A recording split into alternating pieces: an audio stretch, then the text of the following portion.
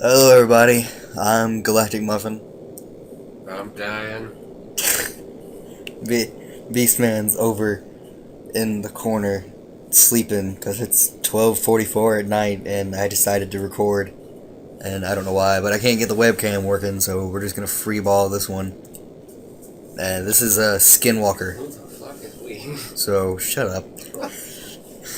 I'm playing this game, you can F off.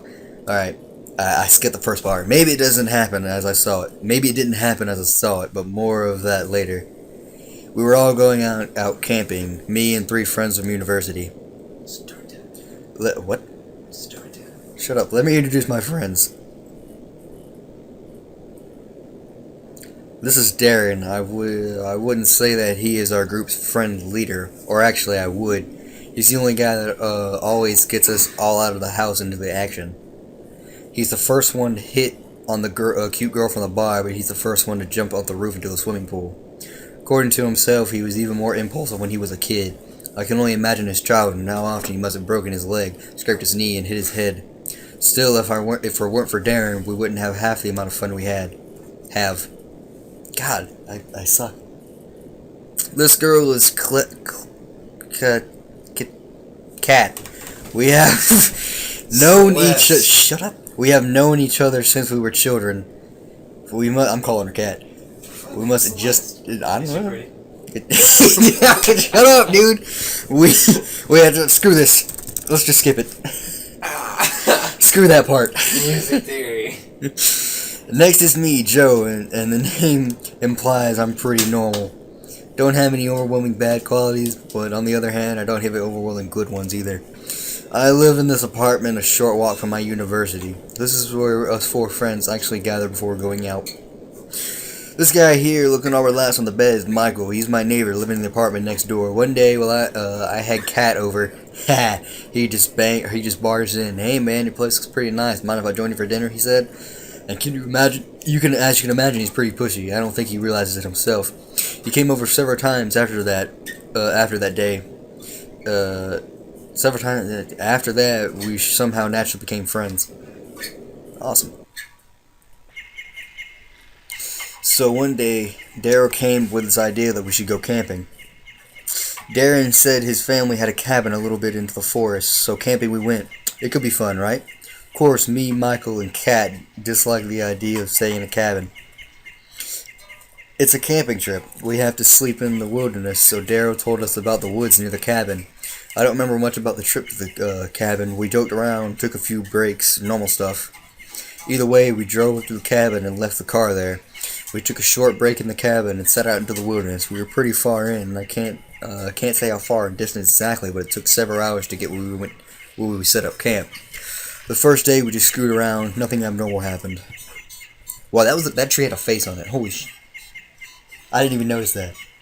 But then, can I walk? Yeah, I can walk now. You sleep well last night? Morning there, or should I say good afternoon. Fix us some wood from our fire, will ya? I set out to gather wood for a new fire and water to cook with. There's some sticks. There's some sticks that I magically picked up with telekinesis. There's some more sticks right there. Again, picked up with telekinesis. And there's a swamp. Am I walking? Yes, I'm walking. What is that sound? It doesn't sound like something you'd hear in a forest. No fucking shit, it's a guitar. Not you. Dude. Not you. There we go, a bucket of water. Why don't you just quit playing that? Over there fapping about. The sound stopped.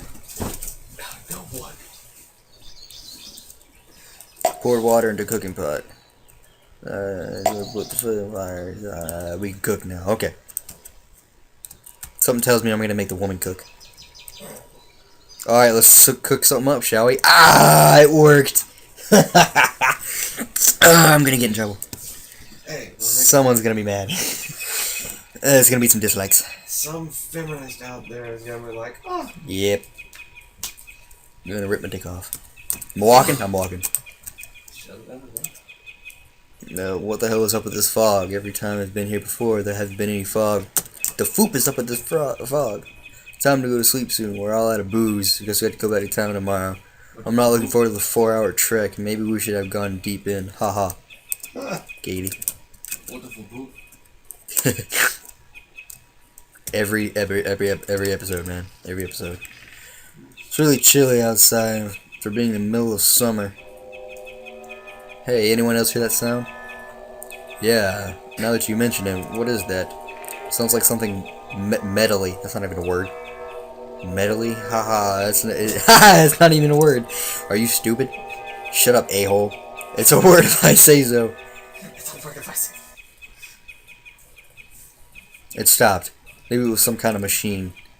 Who the hell would go out hours from the nearest civilization in the middle of the night and start revving up some kind of weird machine?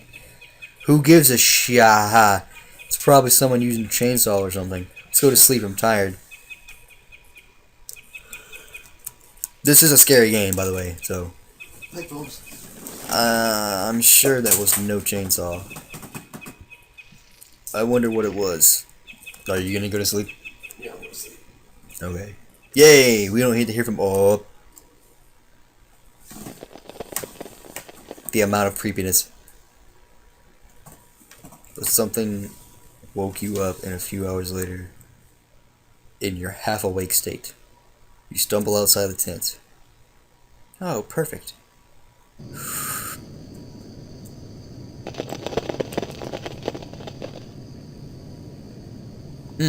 That sent chills up my spine. Daryl, Michael, Celeste, is that you? The mist is even thicker than before. I can't see much.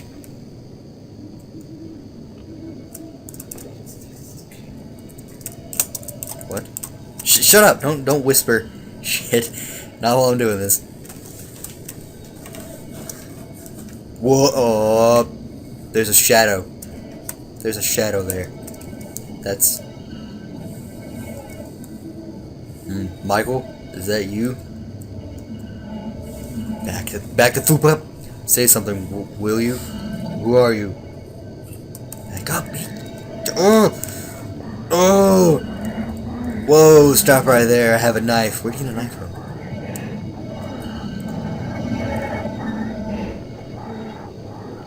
Shit. Why run the long way around?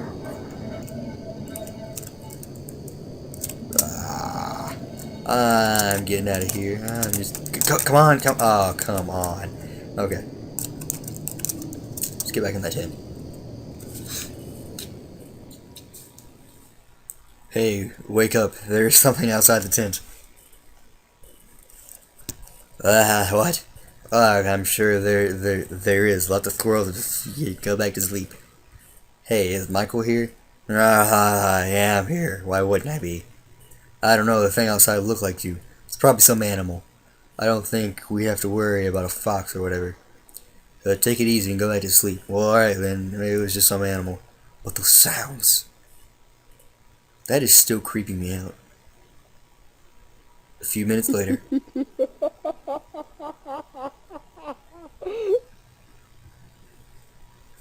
Did you hear that?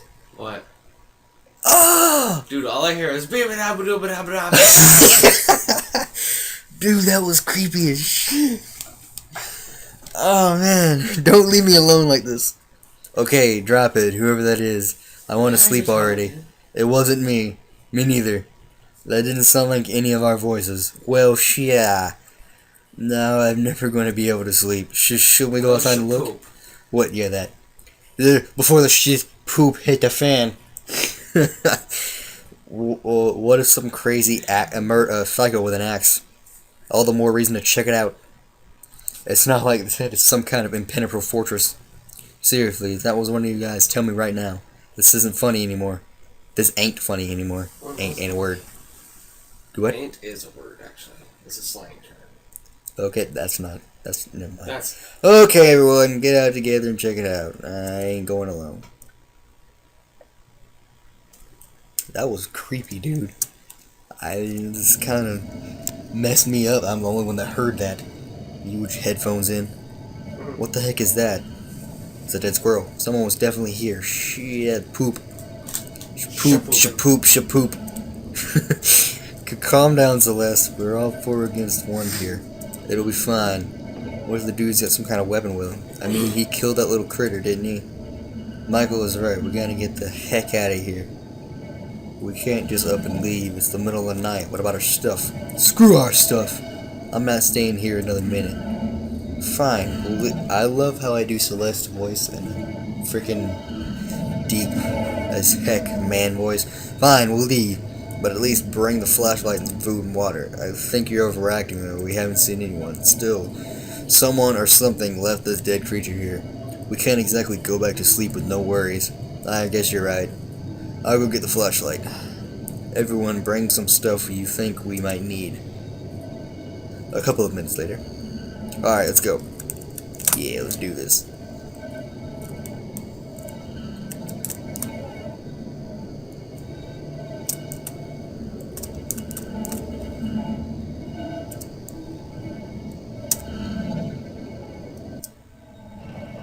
It's so dark. At least it's still summer and it's not pitch black. The fog was really annoying though. So we are going back to the cabin, right? I guess that's the plan.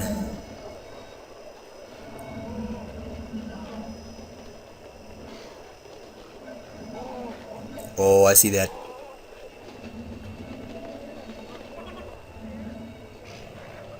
Ho ho no.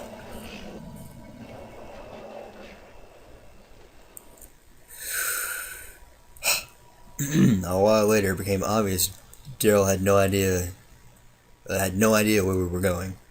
He was swearing and looking all around. We've been walking for an awfully long time now.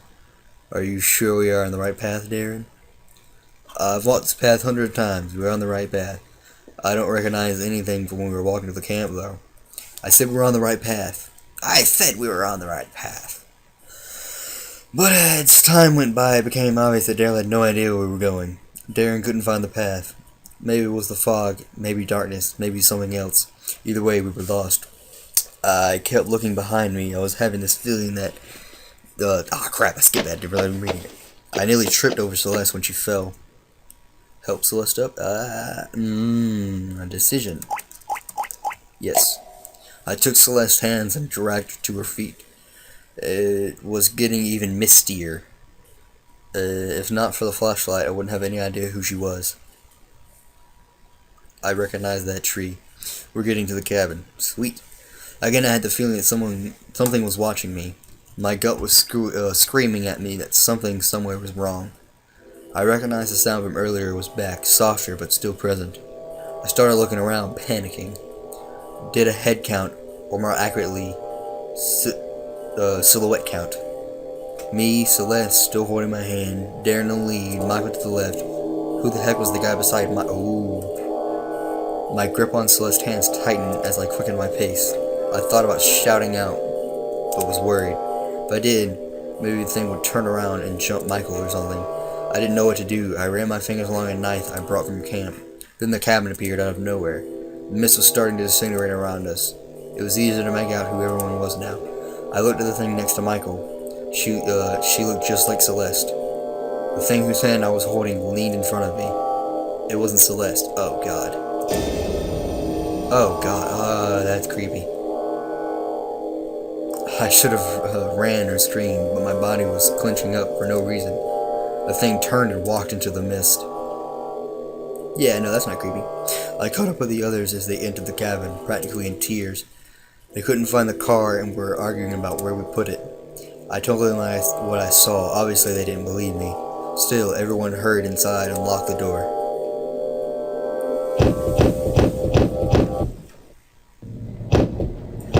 He followed us here. He really wants something from us. He doesn't seem to have anything to break down the door with, though. What the hell does he want with us? Heck if I know, ask him. I just... That was stupid. Okay. So... Did you hear that? That's a dude trying to break down the door. Did he go away? Ah!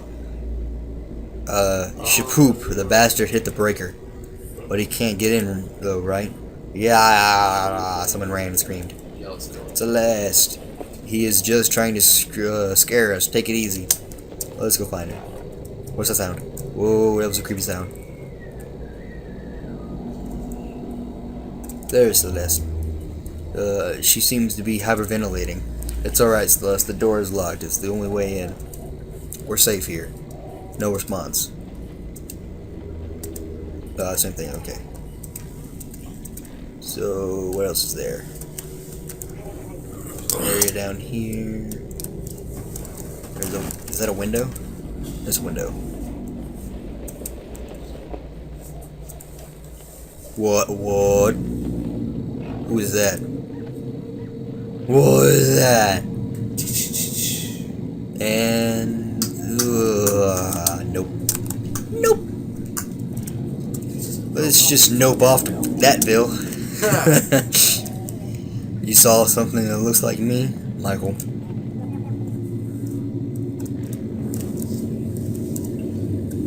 Suddenly, a strong sense of nausea hit me. There was something in the air, and I could feel the horror overtaking me. What? Oh, God. Dude, what the frick is going on?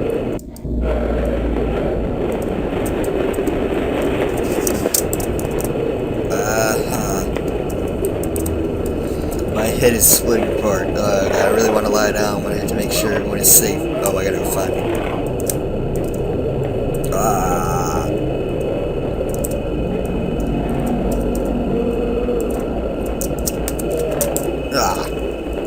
Can't get up.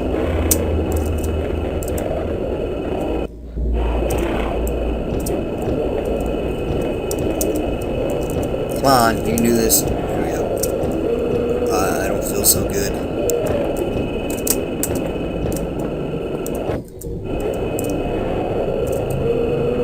I can't take it anymore. I had to lie down.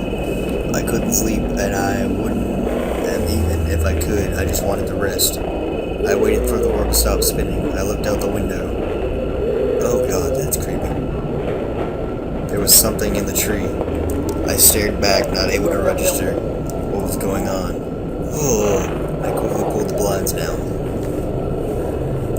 Celeste came to the door. She looked pale and dispelled. I dragged her to the bed and laid her down. She was gasping for air as if something was suffocating her. Even her breathing became more regular.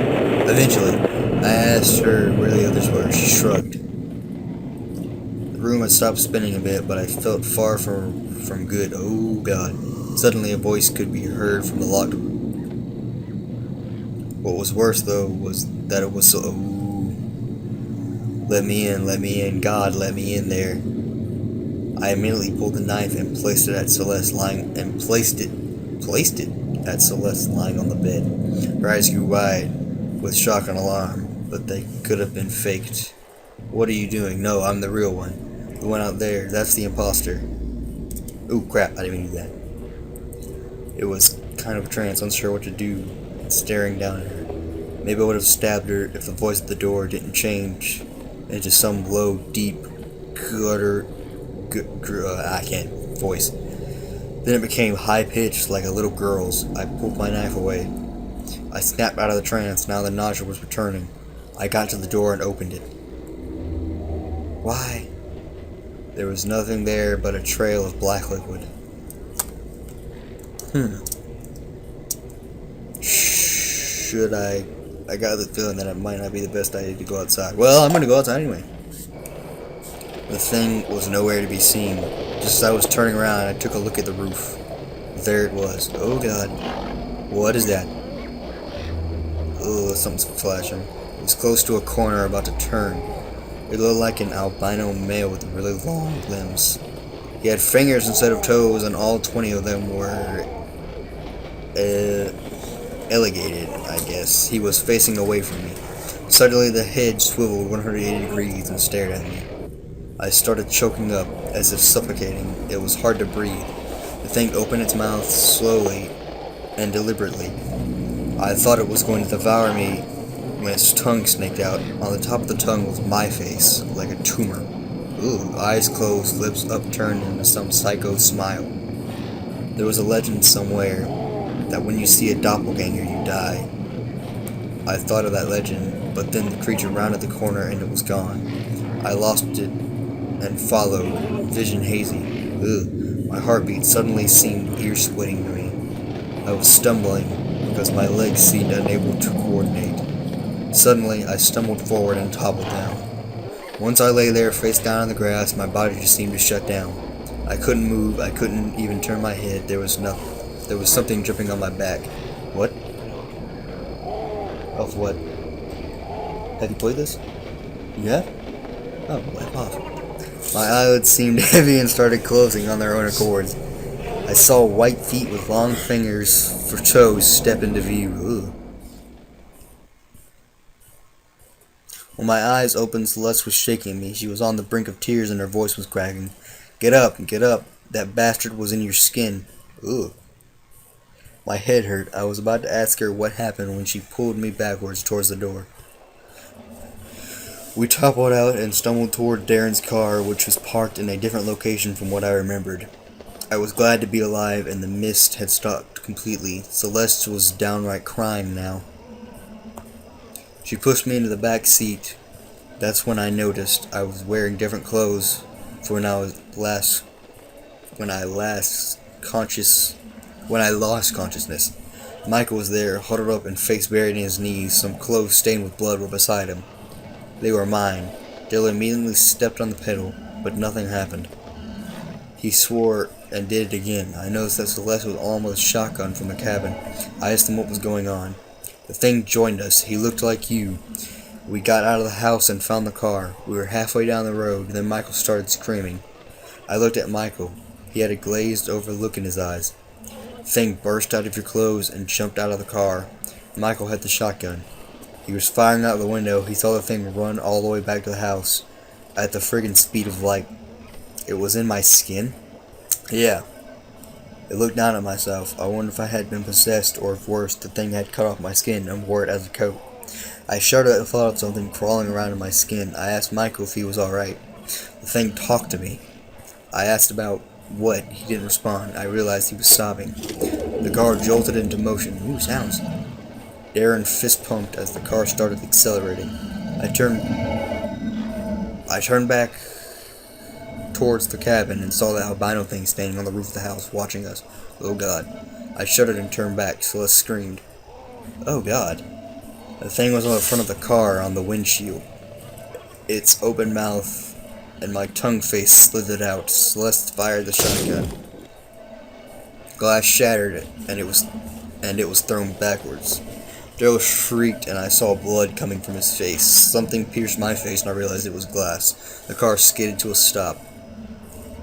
The car doors opened without any discernible reason and I fell out. The thing lay directly across from me, eyes closed as if it was sleeping.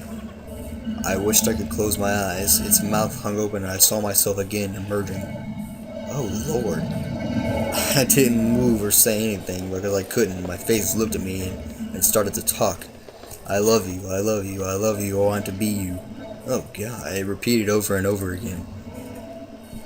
It was coming close to me. I wondered if it was going to bite me to death. The thing's eyes shot open and I realized it was going to kiss me. I managed to regain my control and instinctively twisted back from it. I guess that's what saved me. There was a sound like an explosion and blood spouted from the thing. Celeste was standing over it. Her face and body were bleeding. And she had this spaced out psychotic look in her eyes. She had just then fired the shotgun. My face looked directly at me. I am you, it whispered. She fired again and I saw my own face begin rotting to nothing more than a skeleton in front of me. Ugh. The thing's head flowered open. That's the best word I can find to describe it. Its head kind of split and split again, peeling away. I saw faces, lots of them, all on the inside of its head. I thought I saw Celeste and Michael's faces. They were whispering something.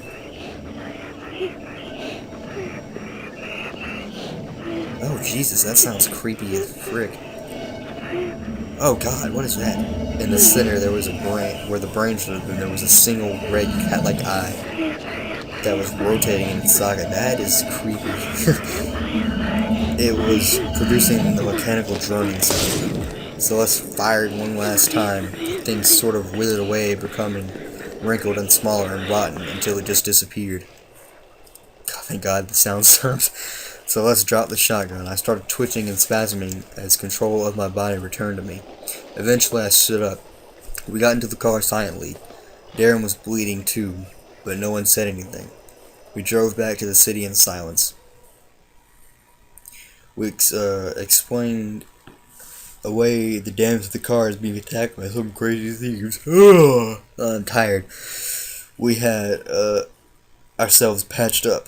Michael was still in a shock-like state. I had heard he was like that for a while. When I asked him what he thought of the incident later, he denied it never happened with compelling conviction. His eyes looked dead as he had lost weight. I don't know if he forced himself not to remember it, or if he genuinely knows nothing of it. I know what I saw, but I can't remember the exact place. It's been 2 months now, we still refrain from talking about it. If you were expecting some huge twist or something, you've been disappointed. I still don't know what we met out there. I don't want to know, actually. I still have nightmares about my own face shouting, "I am you." One thing I do know though, I'm never ever going camping again. Sweet.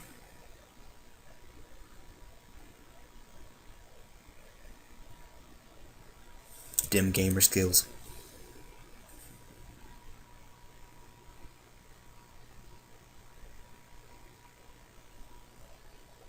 Whoa, shit, it just closed. Okay.